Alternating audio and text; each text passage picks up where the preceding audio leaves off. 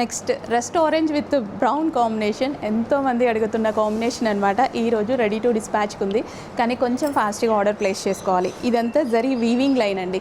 So ఇందులో వచ్చింది మొత్తం జరీ వీవింగ్ లైన్. ఎంత చక్కగా ఉంది శారీ అయితే. So soft, light weight and soft ఉంటుంది శారీ.